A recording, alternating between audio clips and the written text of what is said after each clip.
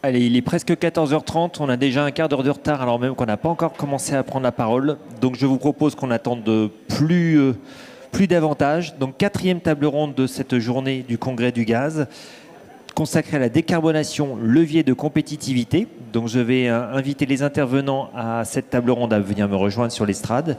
Il s'agit de David Marchal, directeur exécutif adjoint de l'expertise et des programmes à l'ADEME. Vous pouvez venir me rejoindre. Didier Holleau, président d'Eurogaz, représentant donc le secteur de la vente et de la distribution de gaz en Europe. Patrick Martin, président délégué du MEDEF. Et Nicolas de Varenne, président de l'Uniden, qui représente donc les entreprises grandes consommatrices d'électricité. Voilà, messieurs, installez-vous. Merci à vous dans la salle, s'il vous plaît, de faire silence pour donc cette table ronde qui commence donc sur la décarbonation, levier de compétitivité. Alors on devine éminemment que la question du coût de l'énergie dont on a parlé déjà ce matin va s'inviter à cette table ronde. Mais pour commencer, je vais tout de suite donner la parole à David Marchal, donc je disais directeur exécutif adjoint d'expertise et des programmes à l'ADEME, pour que vous nous explicitiez donc les outils que vous mettez à disposition des entreprises et plus spécifiquement aux industriels pour les accompagner d'une part dans la décarbonation de leurs outils et de renforcer leur compétitivité. Merci de me donner la parole dans ce congrès du gaz. Effectivement, l'ADEME a plusieurs outils pour accompagner le monde de l'industrie. Au départ, des outils qui sont conçus pour développer les énergies renouvelables ou améliorer l'efficacité énergétique industrielle et qui de plus en plus apparaissent comme des outils pour moderniser l'outil industriel, relocaliser ou faciliter la relocalisation, faciliter la modernisation et la compétitivité des industries. Alors il y a le fonds chaleur historiquement à l'ADEME qui permet de développer la chaleur renouvelable, qui est un outil de financement en subvention à hauteur de 350 millions d'euros par an. Dans lequel on vise notamment des gros industriels dans le domaine papeterie, bois, etc., mais de plus en plus aussi des industriels qui viennent d'autres domaines, la pharmaceutique, l'agroalimentaire, etc. Et depuis l'an dernier, on a eu l'honneur de participer activement au plan de relance. Le plan de relance pour l'ADEME, ça a été un doublement du budget d'intervention de l'agence, globalement, avec 1,2 milliard d'euros qui ont été confiés à l'agence pour l'industrie, pour le fonds décarbonation de l'industrie. Donc c'est très très significatif et ça nous a permis de mettre en œuvre deux appels à projets. Un appel à projet pour la décarbonation industrielle, donc qui finance de l'efficacité énergétique, de l'électrification des procédés, du passage, de l'efficacité matière également. Et un deuxième appel à projet sur la chaleur bas carbone, qui elle finance donc à la fois le passage aux énergies renouvelables ou CSR. Donc tout ça, ça fonctionne extrêmement bien. Ce sont des dispositifs qui suscitent une grande appétence et une grande appétence du monde de l'industrie et notamment des gros industriels. On constate, vous savez que l'industrie, mais ça sera redit par les autres personnes, l'industrie aujourd'hui en France, c'est 20% des émissions de GES et c'est un secteur qui est extrêmement concentré puisque les gros consommateurs représentent 75% des émissions de ces émissions-là. Donc ça vaut vraiment le coup de s'adresser à ces gros consommateurs pour décarboner. Maintenant, c'est pas simple. C'est pas simple parce que ce sont des gros consommateurs, souvent dans des multinationales, qui sont soumis donc à des arbitrages d'investissement entre pays, entre sites. Et on voit que des dispositifs incitatifs comme ceux du plan de relance permettent vraiment de donner de la visibilité. En tout cas, j'espère. En tout cas, c'est ce qu'on voit, nous, dans le succès de ces appels à projets, pour que des investissements soient faits sur le territoire et des investissements qui combinent de la modernisation, de la relocalisation et l'efficacité énergétique ou le passage au renouvelable, donc des dimensions environnementales importantes. En termes de bilan, aujourd'hui, c'est plus de 50 projets qui ont déjà été soutenus. C'est quasiment 1 million de tonnes de CO2 qui a été évité. Donc on est vraiment 1 million de tonnes de CO2 par an. On est vraiment sur des choses qui sont significatives en termes de passage à l'échelle. Et en plus de ça, on peut dire que ce sont des choses assez efficaces. On parle souvent d'investissement et des aides publiques en les rapportant en euros par tonne de CO2. Là, sur les deux dispositifs qu'on a en place, le dispositif fonds décarbonation, en moyenne, sur tous les projets soutenus jusqu'à présent, les aides de l'État représentent 12 euros par tonne de CO2 évité. Et sur le dispositif chaleur bas carbone, c'est 22 euros par tonne de CO2 évité. Donc c'est peu, en fait. Ça veut dire que ce sont des dispositifs qui sont efficaces. On pourrait même se demander, mais pourquoi finalement les investissements ne se sont pas faits plus tôt ? Moi, je pense que c'est vraiment en raison de cette hésitation, c'est-à-dire qu'il y a un manque de visibilité criant dans ce domaine, des investissements qui sont soumis à des arbitrages, comme je le disais, au niveau international. Et quelque part, le fait de donner cette visibilité-là, alors en plus, c'est peut-être aussi lié à l'augmentation du prix de l'énergie, à l'augmentation de l'ETS, bien entendu. Tout ça fait que là, on a vraiment une bonne... tout un tas d'ingrédients pour qu'il y ait cette accélération vraiment très importante dans la décarbonation de l'industrie, qui, je le répète, vraiment est synonyme de compétitivité. On a des beaux projets qui mêlent de l'efficacité énergétique, de l'efficacité matière, des fours verriers dans lesquels on réintègre des calcins pour consommer moins de matière, gagner en efficacité énergétique. Vraiment des beaux projets industriels. Alors, il s'agit plutôt d'outils qui permettent de décarboner ou qui permettent de développer la compétitivité ou qui permettent de faire coup double. En fait, en premier lieu, on axe les aides sur les leviers environnementaux, parce que ce sont des aides d'État, donc elles sont liées à des gains en termes environnementaux, soit des économies d'énergie, soit des énergies renouvelables qui sont déployées. Mais dans le cadre du plan de relance, on a pu ouvrir un peu le prisme en intégrant des investissements, si vous voulez, qui sont plus de l'ordre de la modernisation des lignes de production, voire de la mise en place d'une nouvelle ligne de production, de la fermeture d'une ancienne, donc avec un gain environnemental entre les deux. Et en cela, c'est vraiment des outils qui ont permis quelque part de débloquer une situation où jusqu'à présent, investir pour l'environnement, c'était souvent vu comme une contrainte, alors que là, c'est lié vraiment à un levier produit. On va chercher des gains en termes de nouveaux produits et de nouveaux marchés. Donc ça, ce sont les outils au niveau investissement. Est-ce qu'il y a d'autres outils qui existent ? Oui, je voulais parler d'un autre outil très différent. C'est l'outil ACT, qui est un label extra-financier qu'on a développé avec le CDP, le Carbon Disclosure Project, donc un label international qui vise à quelque part donner des signaux au monde de la finance. Vous savez que le monde de la finance est de plus en plus attentif à la fragilité ou à la résilience des entreprises vis-à-vis des risques climatiques. Et le label ACT, il permet d'évaluer la résilience climatique d'une entreprise en termes de trajectoire, d'objectifs qui sont fixés par l'entreprise, mais aussi en termes de moyens. C'est un des seuls labels qui permet véritablement de vérifier ces deux questions-là, à la fois que les objectifs sont alignés avec une trajectoire 1,5 degré, mais également que les moyens sont mis en œuvre derrière. C'est aujourd'hui un dispositif sur lequel il y a des référentiels sectoriels qui sont développés, très précis, et dans lequel on encourage toutes les entreprises à s'engager avec deux volets, en fait. Un volet d'évaluation qui permet de savoir, effectivement, d'évaluer sa trajectoire de redevabilité climatique, et un volet d'accompagnement qui s'appelle ACT pas à pas, qui permet d'accompagner les entreprises moins matures sur ce domaine-là dans la construction de cette trajectoire. Merci à vous donc pour la présentation de ces deux dispositifs. Nicolas de Varenne, je le disais, vous êtes président de l'Uniden. Qu'est-ce que les entreprises que vous représentez et qui sont donc consommatrices importantes d'énergie attendent, au-delà effectivement des outils qui nous ont été proposés, pour développer leur compétitivité en phase avec les objectifs de décarbonation ? Bonjour, bonjour à tous. Pour mémoire, l'Uniden, donc l'Union des industries grandes consommatrices d'énergie, c'est sensiblement 75 TWh de gaz et 75 TWh d'électricité, donc à peu près 70% de l'énergie consommée dans l'industrie. Je voudrais quand même revenir à l'actualité. Je ne parlerai que de gaz aujourd'hui, parce que nous sommes invités du gaz, et puis d'expérience. Je sais que quand on met, c'est comme dans une famille, quand on met deux garçons dans la même chambre, en général, de temps en temps, ça se finit par des bagarres. Voilà, donc la situation est suffisamment tendue pour qu'on n'ait pas besoin de bagarres, donc je ne parlerai que du gaz et que des prix du gaz. Pour être plus sérieux, la situation est bien sûr, du point de vue des grands acheteurs que nous sommes, la situation est extrêmement préoccupante. Je ne sais pas si nous pouvons déjà parler d'un quatrième choc énergétique mondial. C'est peut-être un peu présomptueux de le dire dès à présent. Mais pour autant, la cinétique d'évolution des cours, des grands marchés, je n'y reviendrai pas, vous le mesurez bien, est un signe quand même assez significatif à cet égard.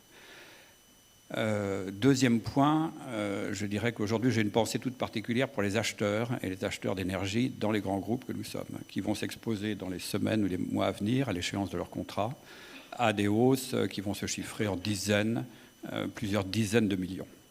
Donc les acheteurs ont un métier difficile, en particulier dans un grand groupe. Quand vous avez un poste énergie qui peut peser 50, 60, 100 millions d'euros, vous voyez bien que pour le budget 2022 et les hausses auxquelles ils vont avoir à faire face, rend leur métier particulièrement difficile. L'articulation qui est vraie pour tout acheteur, mais qui est particulièrement pour l'énergie entre des considérations de court terme, quelle stratégie de couverture on fait accepter par sa direction générale de façon très concrète ou pas. Voilà, donc ça rend les choses, le sujet particulièrement aigu dans les mois à venir, et c'est quelque chose qu'on essaye de faire comprendre au pouvoir public. C'est que c'est vrai pour l'électricité, ça l'est particulièrement pour le gaz, qu'aucun grand consommateur de gaz, quand on parle de 30, 40, 50, 100 gigawattheures ou plus, ne peut décemment, financièrement, faire accepter par sa direction générale une couverture à 100%. Qui, il y a 18 mois, aurait pris une couverture sur le gaz à 40 ? Personne. Personne, bien évidemment. Vous auriez, il y a 2 ans, personne n'aurait acheté, enfin, ou en tout cas, au-delà d'un talon de 30, 40 ou 50% maximum. Voilà. Donc l'exposition des gazo-intensifs et grands consommateurs de gaz est très difficile à évaluer aujourd'hui concrètement, parce qu'il y a des situations assez variables, mais pour autant, on peut penser qu'il y a une part très significative qui sont exposées complètement de plein fouet aux variations du marché. Voilà, je dirais que ce qui nous préoccupe au plus haut point, c'est bien sûr la cinétique, cette multiplication par 4 des prix du gaz en l'espace de 9 mois, enfin 18, mais non, quasiment depuis 9 mois. C'est un très très gros sujet de préoccupation, bien évidemment. Est-ce que c'est un sujet de préoccupation qui efface les autres, et notamment celui de la décarbonation ? Alors, il ne l'efface pas, je veux dire, bien évidemment, il doit s'inscrire, il n'y a aucun débat pour revenir à l'objet, bien sûr, de la journée. Il y a bien sûr, l'objectif de long terme s'impose à tous, et il n'y a de ce point de vue-là aucune contestation. La question est de savoir aujourd'hui, est-ce que dans cette cinétique d'investissement nécessaire, très important, est-ce que la situation actuelle ne va pas conduire à différer des décisions ? Je parle de façon extrêmement concrète. Quand sur un site, vous avez remplacé une chaudière à gaz qui a 40 ans, qui coûte à peu près 10 millions, de l'ordre de 10 à 12 millions, disons, quelle décision proposez-vous à la direction générale ? Soit de remplacer par une chaudière à gaz haute performance, et il y en a extrêmement avec des gains énergétiques et CO2 significatifs, ou alors vous proposez directement de passer à une chaudière électrique. Aujourd'hui, comme vous avez le même degré d'incertitude sur les 2 options, vous n'êtes pas capable de calculer un POT à peu près correct. Quel prix de longue période allez-vous prendre ? Vous êtes conduit à différer le COMEX et conduit à différer les décisions. C'est aussi simple que ça. Donc je dirais que la décarbonation, auquel nous souscrivons totalement, va se faire par des ruptures technologiques, des grands objets, des flagships. Elle va se faire énormément aussi par des petits pas, très concrètement chez toutes les PME, enfin toutes les entreprises de cette nature. Voilà, et c'est ça l'impact moyen-long terme que je vois. Ne pas engager, nonobstant l'urgence climatique, ne pas engager maintenant les décisions, tous ces petits pas au quotidien. Alors il y a des accompagnements de l'ADEME, bien évidemment. Il y a l'accompagnement du fonds décarbonation, dont on espère qu'il soit d'une façon ou d'une autre prorogé. Mais pour autant, un taux d'aide à 15% ne couvre pas les 85% de CAPEX que vous avez à assumer, sans compter les surcoûts en OPEX qui peuvent venir derrière aussi. Alors pour autant, excusez si ma question paraît candide, mais on peut se dire aussi qu'une énergie chère, c'est peut-être le meilleur signal pour se dire que plus que jamais, il faut réduire sa consommation, qu'il faut mettre au point des outils industriels qui sont moins énergivores. Est-ce qu'au final, c'est candide de penser ça, ou est-ce que c'est juste le fait que, à ce prix-là, on n'arrive pas à joindre les 2 bouts ? Là, vous touchez la question assez fondamentale de la pertinence du signal prix carbone. il ne suffit pas de dire que le prix fait le signal. Il faut que le signal ait une qualité, une constance, une intensité et surtout une constance qui permettent qu'il soit reçu par les acteurs économiques et qu'ils l'intègrent dans leur comportement. Quand vous avez un signal prix carbone, par exemple, sur le marché du carbone, sur le marché d'ETS, qui lui aussi a été multiplié par 4 en l'espace de 9 mois, vous voyez bien que cette variabilité potentielle, cette volatilité du signal prix carbone, pose un très très grand problème quant à sa réception par le récepteur, c'est-à-dire par les industriels. Les entreprises étaient demandeuses d'un vrai prix au carbone, en disant toujours que le prix du carbone trop faible n'est pas une seconde de trajectoire. La question, c'est la vitesse à laquelle vous allez. Quand vous passez d'une réalité il y a un an qui était à 20 euros par tonne de CO2 à une réalité qui est à 65 aujourd'hui, il y a quand même, en 9 mois, ça pose quand même un petit problème. Quand le 80, on ne conteste pas le 85, le 100, enfin la valeur tutélaire du carbone, etc. Bon, on ne conteste pas la pente. Le tout, c'est qu'il faut que cette pente soit économiquement acceptable et il faut qu'elle soit pilotée dans la durée et sur des rythmes qui soient compatibles avec les économiques. C'est aussi simple que ça. Donc si je vous suis bien, vous aspirez à davantage de stabilité. Ça faisait beaucoup de S, c'est pour ça que ça accrochait. Bien sûr, enfin, non pas stabilité, visibilité. On ne compte, toute entreprise, il y a des dynamiques de fond, il y a des dynamiques politiques, c'est celle du CO2, et nous y souscrivons totalement, enfin, qui sont une nécessité impérative, il n'y a pas de contestation. Les industriels ont besoin de visibilité pour investir. Dans l'énergie, les investissements énergétiques sont des cycles, vous savez, à 30-40 ans. Ils doivent nécessairement bénéficier d'une visibilité. Est-ce que vous avez des demandes particulières à formuler, alors au-delà effectivement de cette salle, pour récupérer davantage de stabilité en la matière et finalement pouvoir faire face à cette situation dont on ne sait pas si elle va durer? Sur le gaz, évidemment, il n'y a pas de solution. Enfin, concernant l'échelle de la France, il n'y a pas de solution fiscale, il n'y a pas de solution réglementaire. Le sujet, il est strictement, enfin, il n'est que, entre guillemets, physique. C'est-à-dire que je ne parle pas de problème d'approvisionnement, je ne pense pas que le sujet se pose en ces termes-là. Néanmoins, c'est une question de livraison de l'Europe. Donc, la première mesure absolument évidente, c'est d'obtenir de la Russie, enfin de l'Allemagne, le démarrage de Nord Stream 2. Je pense que le démarrage de Nord Stream 2 ramènera des flux de gaz et rapidement. Voilà, c'est une question politique. Et vous aurez remarqué qu'il y a un signal politique qui a été envoyé très très clair hier par BASF. BASF, premier chimiste mondial, a envoyé un message politique extrêmement clair vis-à-vis du gouvernement allemand en arrêtant son usine d'ammoniac à Anvers. C'est une des plus grosses au monde. Voilà. BASF, probablement, n'avait pas besoin de le faire, mais ils l'ont fait précisément pour envoyer le message politique aux autorités allemandes et dire il faut ouvrir Nord Stream 2 le plus vite possible. Sinon, la décision que nous avons prise, eh bien d'autres le feront. Et je retiens ce signal. BASF étant le leader, en général, sa parole est écoutée. Et il a l'avantage de parler pour toute la classe. Donc je dirais qu'ils ont parlé et leur message, me paraît-il, est très très fort. Merci Nicolas de Varenne.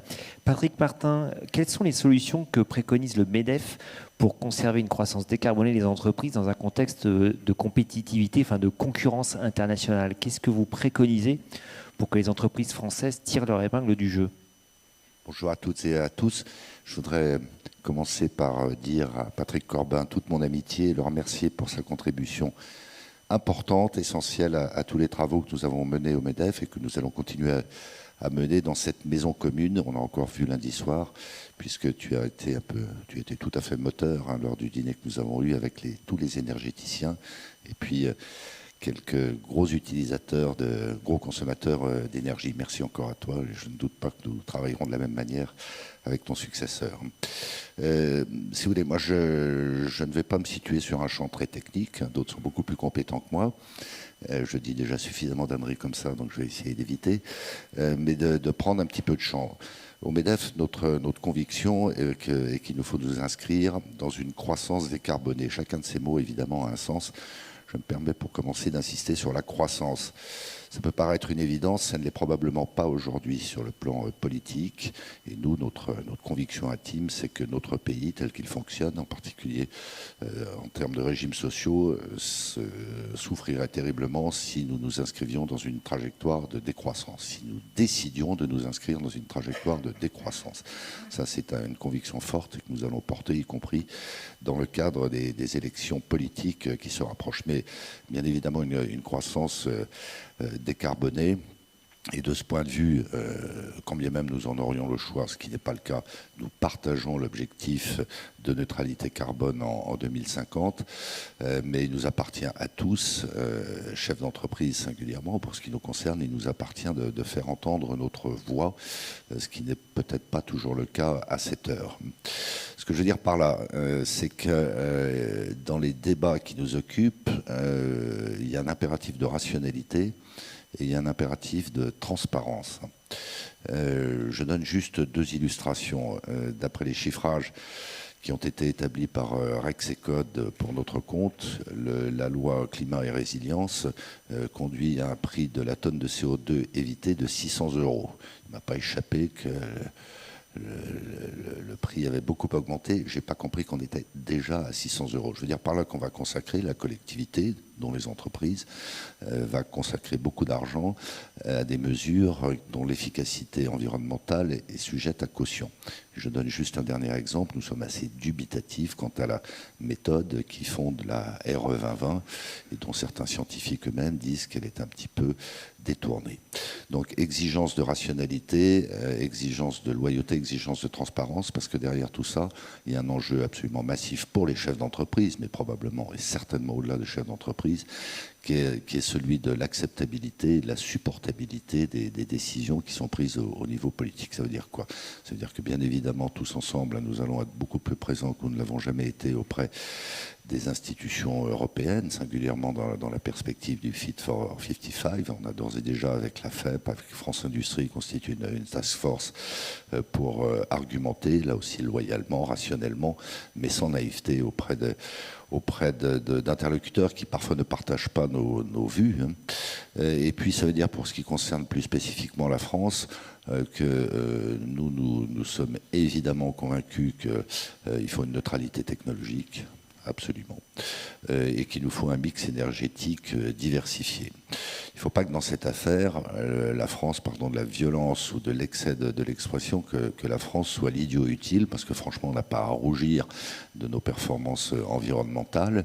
On sait ce qu'elles ont coûté, hein, notamment une part de délocalisation de notre industrie, et on ne peut pas simultanément viser des objectifs ambitieux en matière environnementale, et il le faut, et le MEDEF les partage, ces objectifs, et puis appeler de nos voeux une réindustrialisation et à tout le moins l'arrêt des délocalisations. Alors il y a des solutions techniques, technologiques, il y a des mesures d'accompagnement financières, mais il faut vraiment qu'on ait la big picture, sans quoi on aura une boîte à outils très complète, à la limite trop complète, mais on perdra de vue les enjeux fondamentaux. Donc voilà, nous sommes partisans d'un débat ouvert, cartésien, si je puis dire, même si aux yeux des Européens, le cartésien, c'est plutôt franco-français, de poser les problèmes dans leur globalité, de vérifier à chaque instant l'acceptabilité, y compris par la population, des mesures qui sont prises, des décisions qui sont prises,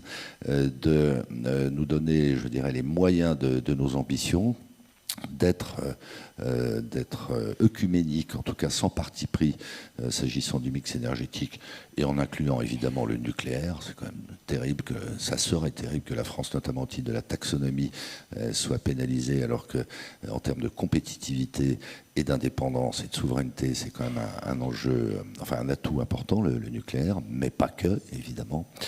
Et puis qu'on s'inscrive dans une stratégie européenne, incluant de manière, là aussi, raisonnée, pragmatique, le mécanisme d'ajustement carbone aux frontières, avec des mesures d'accompagnement pour ceux qui, à ce jour, les secteurs qui, à ce jour, bénéficient de quotas gratuits. Enfin voilà, qu'on ne s'emballe pas sur tel ou tel sujet, et que tous ensemble, on pèse dans ce débat, à la fois en tant que chef d'entreprise et en tant que Français.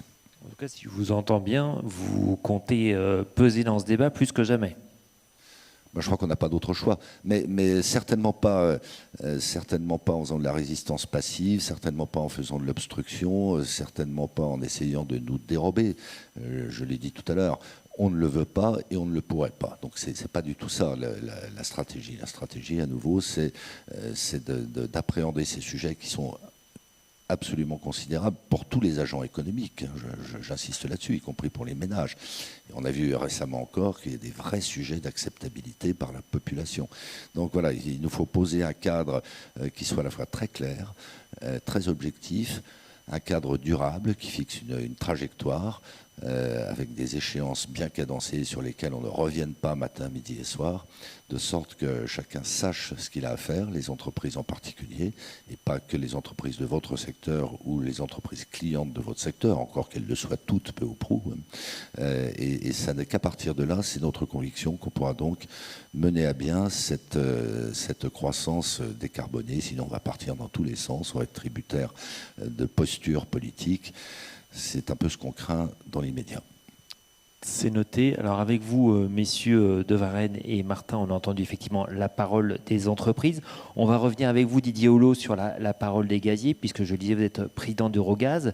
Alors attendu de ce que l'on vient d'entendre, quelles sont selon vous les clés d'un futur qui soit décarboné et acceptable en matière financière, en matière de coûts? Bonjour à tous. Le premier point que je voudrais souligner, c'est que nous ne devons pas oublier que nous sommes en 2021 et pas en 2045. Et il y a énormément de gens qui semblent penser que nous sommes déjà en 2045. Donc ils vous disent toute solution qui n'est pas acceptable en 2050 ne doit pas être mise en œuvre, qui vous disent on fait comme si le prix de la tonne de carbone était au niveau fixé par la commission Kiné pour 2050. Et ceci entraîne toute une série de conséquences qui ont des surcoûts importants, mais plus grave encore, des conséquences qui retardent des décisions. Ça vient s'ajouter à ce que disait M. De Varenne sur la volatilité des prix pour rajouter un élément de retard de décision. Je prends juste un exemple. On sait tous que la substitution du charbon par le gaz naturel, notamment dans la production électrique, est un très bon moyen de réduire l'empreinte carbone. Et c'est un moyen rapide. Aujourd'hui, selon ce qu'on entend à droite et à gauche, un certain nombre d'industriels, notamment du secteur de l'énergie, peuvent être dissuadés de faire cela parce qu'on va leur dire le gaz, c'est aussi sale que le charbon, voire il y a même des gens pour prétendre que c'est pire. Et donc, ça n'aboutit qu'à retarder des décisions et à faire payer des surcoûts. Parce qu'on va adopter d'autres solutions qui sont beaucoup plus coûteuses, alors qu'on aurait pu tout de suite commencer à économiser du budget carbone en passant par cette solution de transition au gaz. La taxonomie en est un très bon exemple. La taxonomie européenne a été faite uniquement pour labelliser des solutions en gros acceptables à 2050.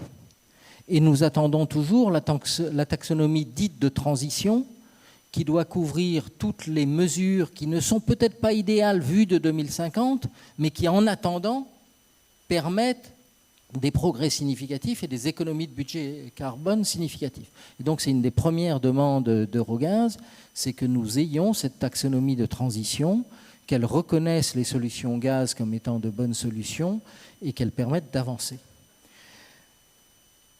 La deuxième conséquence de du fait qu'il ne faut pas confondre 2021 et 2045, c'est que nous devons à la fois concilier le fait que nous avons tous la tête dans les étoiles et qu'on adore parler d'hydrogène et des solutions futures, mais qu'en même temps, il faut avoir les pieds sur terre. Et qu'avoir les pieds sur terre, ça veut dire reconnaître qu'aujourd'hui, il y a déjà des solutions décarbonées qui sont disponibles, qui s'appellent notamment le biométhane, qui s'appellent les ENR telles qu'elles existent aujourd'hui. Et je voudrais en profiter pour souligner qu'un certain nombre d'opposants, par exemple au biométhane, ont l'habitude de dire que le biométhane c'est très cher. Force nous est de constater qu'au prix actuel du gaz naturel, plus le prix actuel de la tonne de carbone, le biométhane est in the money. Ce qui veut dire qu'il est temps qu'on réalise que, certes, nous souhaitons tous que les prix du gaz naturel ne restent pas au niveau actuel parce que c'est insoutenable pour nos clients, qu'ils soient clients domestiques, qu'ils soient clients industriels, mais que ça veut dire que par rapport à une situation de marché tendu, le biométhane combine des externalités positives, combine un prix stable, une valeur ajoutée localisée en Europe, une indépendance énergétique, tous facteurs qui devraient amener à considérer de plus en plus que c'est une excellente solution.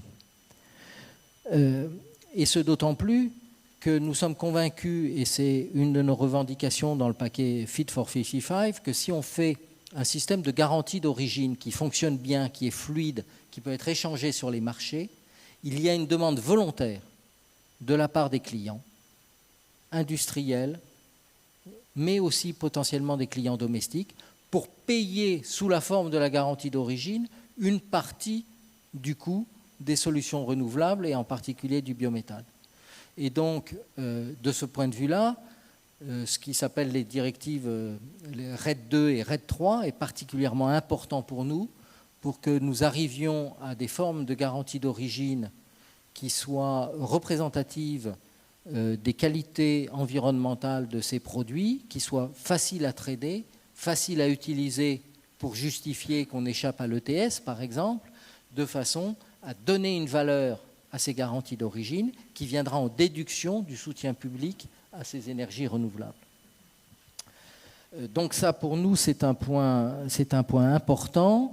Et le dernier point que je voudrais souligner, c'est, je ne veux pas rentrer dans les querelles entre gaziers et électriciens que M. De Varenne a voulu éviter, et je le remercie. Nous pensons au contraire que le concept d'intégration sectorielle énergétique, qui a été mis en avant par la Commission dans une communication de juillet 2020, est un concept riche qu'on est loin d'avoir complètement exploité. Qu'est-ce que c'est que l'intégration sectorielle énergétique? C'est faire le meilleur usage des réseaux d'électricité, de gaz, de main d'hydrogène, de chaleur et de froid pour optimiser à la fois le coût collectif payé par les clients, la collectivité, etc., pour leur système gazier, pour optimiser sa résilience, minimiser les investissements, utiliser au mieux les infrastructures existantes. Et nous pensons que beaucoup plus peut être fait dans ce domaine, que le système sera beaucoup plus résilient parce qu'il s'appuiera sur plusieurs vecteurs énergétiques. Et de ce point de vue, nous pensons que cette intégration sectorielle, elle doit être renforcée dans le paquet Fit for 55. Le rôle du gaz doit être renforcé. Un exemple très bon d'intégration sectorielle énergétique, dont on a parlé dans la précédente table ronde ce matin, c'est les pompes à chaleur hybrides. Dès le moment où vous avez des clients qui sont alimentés à la fois en gaz et en électricité pour la fonction chauffage et qui, en fonction des contraintes sur l'un ou l'autre réseau ou des signaux de prix, peuvent basculer de l'un à l'autre, vous optimisez l'ensemble du réseau et vous pouvez aisément démontrer que c'est économique pour les clients et que c'est économique pour la collectivité. Enfin, je conclurai en disant que je suis extrêmement sensible, nous sommes, en tant qu'Eurogaz, extrêmement sensibles à l'impact que la volatilité des prix et leur hausse actuelle a sur l'ensemble de nos clients. Et comme l'a dit M. De Varenne, ça pose un problème de qualité du signal prix. Parce que qu'on s'inscrive dans une économie où, dans le futur, l'énergie devra être chère, où la tonne de carbone devra être chère, nul ne le conteste. Nous en sommes tous d'accord. Le problème, c'est quand on passe pour le même mégawattheure de gaz de 5 € que nous avons connu il n'y a pas si longtemps à 70 €, ça devient juste ingérable pour tout le monde.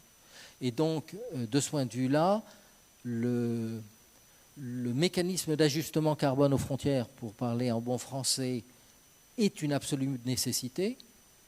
Ça protégera au moins nos industriels de l'aspect tonne de carbone. Ça ne les protège pas sur le prix du gaz, mais ça protège sur l'aspect tonne de carbone.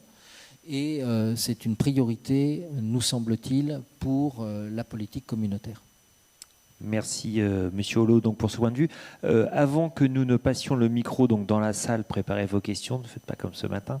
Juste pour reboucler avec vous, David Marchal, Didier Holo disait effectivement que le biométhane avait peut-être son rôle à jouer avec un gaz fossile plus cher. On en a déjà parlé ce matin. Ça m'amène à vous demander de savoir, est-ce que l'ADEME pousse dans le cas de ces outils à l'investissement pour l'intégration du biométhane au sein des outils industriels, ou est-ce que ça se limite, et je mets des guillemets parce que c'est déjà important, ça se limite au soutien en biométhane à la source en matière de production? Est-ce qu'il y a des aides finalement à la consommation de biométhane? Non, il n'y a pas d'aide à la consommation de biométhane. Effectivement, on soutient via le Fonds Chaleur, il y a à peu près 50 millions d'euros par an de subventions sur les installations de production de biométhane en injection, en complément des tarifs d'achat. Donc ça, ça marche très bien, ça s'envole même. Enfin, on voit que c'est un secteur qui est très très dynamique et on continuera à le soutenir. C'est vraiment important, je pense, qu'on puisse entrer dans cette dynamique de verdissement du gaz. Et c'est vrai que par ailleurs, sur les dispositifs de consommation, nous, on est toujours un peu bloqué avec les mécanismes d'aide d'État sur le côté additionnel de l'aide qu'on verse. Et en règle générale, aider à la consommation, comme vous le disiez, ce n'est pas forcément additionnel parce qu'il y a déjà une aide d'État qui a été versée pour la production du biométhane. Voilà. Mais bien entendu, on est tout à fait favorable au biométhane. Ok, c'est bien noté. Alors comme je vous le disais, je vais vous proposer donc de poser vos questions donc à nos intervenants. N'hésitez pas à vous manifester. Tout est clair en matière de compétitivité, j'ai du mal à y croire. Même si c'est vrai qu'on a senti qu'il y avait une certaine continuité dans vos trois interventions et que vous étiez à peu près tous au diapason. Toujours pas de questions. Ah si. Ah, il y a quelqu'un qui doit conduire prudemment.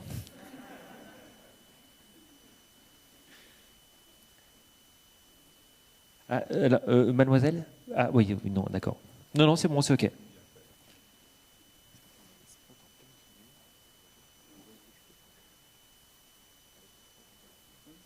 Bonjour, Olivier Appert, excusez-moi d'intervenir à nouveau. Je suis inquiet par l'unanimité sur le mécanisme d'ajustement aux frontières. Pour avoir discuté avec certains d'entre vous, il me semble que ce mécanisme présente quand même deux faiblesses. D'abord, des mesures de rétorsion qui seront inévitablement prises par les pays qui en subiront les conséquences. Et on sait très bien que les États-Unis ou la Chine sont sont experts pour cibler les faiblesses entre les différents pays européens. Et puis, peut-être le pire, c'est les mécanismes de contournement. Je prendrai juste un exemple. Il est clair que tout l'acier que les Chinois nous vendront auront des certificats d'origine avec l'électricité du barrage des Trois Gorges. Et ça, pour aller prouver et fait devant l'OMC que c'est de la foutaise, je pense que ça prendra du temps. Et j'ai compris que par rapport à l'unanimité entre les intervenants, il y a un certain nombre d'industriels qui s'inquiètent sur ce mécanisme. Le diable est dans le détail. Et je fais confiance à la Commission européenne pour accoucher d'un monstre. Patrick Martin. Non, monsieur, je vous rejoins évidemment, enfin le MEDEF vous rejoint évidemment derrière les effets d'annonce. D'abord, on sait qu'il y a des modalités de mise en œuvre techniques qui déjà seraient extrêmement complexes. Dans nos rangs, dans les rangs patronaux européens, il y a, on va dire, des sensibilités diverses. Et assez curieusement, plus les pays ont une balance commerciale excédentaire et moins ils sont enclins à soutenir le mécanisme. Donc la cause déjà sur le plan politique n'est pas gagnée. Très clairement, on fait un travail de pédagogie dans le cadre des rapports de force que l'on connaît auprès de nos homologues patronaux allemands qui écoutent dorénavant d'une oreille beaucoup plus attentive. Mais enfin, ce n'est pas spontanément leur choix, hein, le mécanisme d'ajustement carbone. Et quand on va vers des pays qui finalement sont moins industriels et pour autant fortement exportateurs, il y a une franche hostilité, y compris dans les rangs patronaux. Donc le combat n'est pas gagné. Il y a un deuxième point qui est effectivement... alors tout ça lié au risque de mesures de rétorsion que vous évoquiez. Hein. Il y a un deuxième point que vous n'avez pas évoqué et qui me paraît tout de même à considérer, c'est le jour venu, ce mécanisme étant mis en place, à quoi seraient consacrées les recettes communautaires, a priori communautaires, qui résulteraient de ce mécanisme. En l'état, ces recettes seraient fléchées vers des financements génériques et singulièrement, ou en tout cas vers le remboursement des emprunts contractés par l'Union européenne elle-même. Nous, il nous paraîtrait plus sage de flécher ces recettes, le jour venu, vers les secteurs qui seraient pénalisés d'une certaine manière par la mise en place de ce mécanisme pour précisément leur permettre de se mettre à niveau. Et quand je dis les secteurs, pardon de revenir aussi, je veux dire plutôt les agents économiques, y compris les ménages. Et quant au risque de contournement, il est évident. Ça renvoie à l'idée que oui, il faut avancer assez vite, mais imaginer le pire et ne jamais perdre de vue que le diable est dans les détails pour éviter autant que possible ces manœuvres de contournement. On n'est pas au bout de l'exercice en clair. Seconde question. Bonjour et merci pour vos interventions. Christophe Journet pour Matières Premières Énergie Média. Est-ce que vous n'avez pas le sentiment qu'en ce moment on est confronté à une double peine et pour les industriels et pour les particuliers ? Ça me rappelle cette situation, ce qui s'est passé il y a à peu près 5 ans lorsque Vestalpine a prévenu Bruxelles, si vous maintenez les régimes d'Emission Trading System, on va construire une usine aux États-Unis, ce qu'ils ont fait. Alors, la fermeture de l'usine d'Anvers par vos confrères de BASF ne m'étonne pas. Mais ce n'est pas forcément définitif. Mais ceci dit, c'est un signal. Quels sont les signaux qui peuvent permettre aux acheteurs dont vous parlez, qui, à mon avis, effectivement, ont un métier difficile, de vivre peut-être plus facilement avec le soutien de qui ? Parce qu'en fait, je crois que politiquement, en ce moment, j'ai l'impression que ni Barbara Pompili, ni peut-être même Emmanuel Macron ne vous soutient. Nicolas de Varenne, vous qui évoquiez effectivement le dur travail d'acheteur. Oui, moi je ne me situerai pas du tout sur le terrain politique, le sujet n'était pas là. Pour rebondir et reformuler votre question vis-à-vis de Diolo, que pensez-vous de l'idée émise par la ministre espagnole de l'énergie dans sa prise de position assez détaillée il y a de ça 6 à 7 jours, d'essayer de créer un consortium d'achat de gaz pour avoir un bargaining power face aux fournisseurs, enfin face aux producteurs, plus exactement qu'aux fournisseurs, premièrement. Et deuxièmement, que penseriez-vous d'avancer sur la constitution d'une plaque de marché unique d'achat de gaz en Europe, au-delà des situations qui sont encore un peu différenciées actuellement? Et sur ce, je laisse ma place à Nicolas de Varenne, qui devient animateur. Non, mais je vous en prie, allez-y. Eurogaz, le Conseil d'Eurogaz ne s'est pas encore réuni pour traiter de cette question du consortium d'acheteurs. Donc, à ce stade, je ne peux pas engager l'association, mais peut-être juste faire part de 2 réflexions. La première, c'est que avant qu'on réunisse un consensus entre tous les acteurs européens sur ce consortium d'acheteurs, je pense que ça prendra encore plus de temps que le consensus sur le mécanisme d'ajustement carbone aux frontières dont parlait M. Martin. Parce que c'est extraordinairement compliqué. Je rappelle que ça a déjà été tenté. Il y a quelques années, cette idée avait été agitée par la Commission pour justifier la construction du Transcaspien. Et donc l'idée, c'était tous les Européens vont négocier ensemble auprès du Turkménistan un achat de gaz qui justifiera de construire un gazoduc à travers la Caspienne.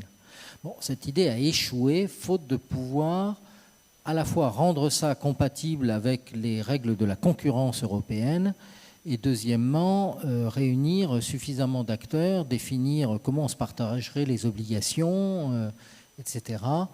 Donc je pense que c'est extraordinairement compliqué techniquement à mettre en œuvre. C'est aussi sujet à rétorsion. Au fond, ça pourrait être vu comme une invitation à faire une OPEP du gaz que les producteurs de gaz n'ont jamais réussi réellement à constituer. Donc, on prend ça, enfin, personnellement, parce qu'encore une fois, je ne me prononce pas au nom d'Eurogaz, mais avec beaucoup de prudence. Pour autant, est-ce qu'on peut ne rien faire et voir nos clients souffrir? Non.